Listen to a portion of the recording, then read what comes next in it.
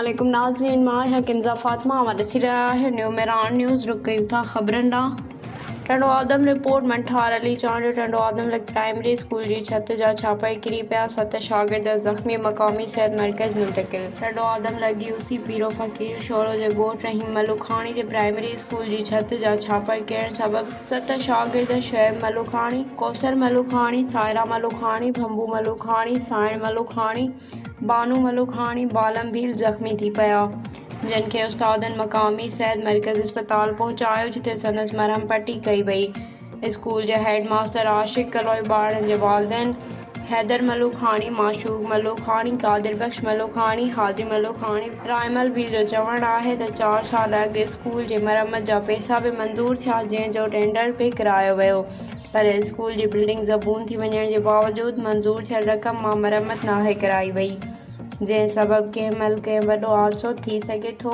उन्हनि तालीम खाते जे आला इख्तियारनि खां स्कूल जी बिल्डिंग जी जल्द मरम्मत कराइण जी घुर कई आहे।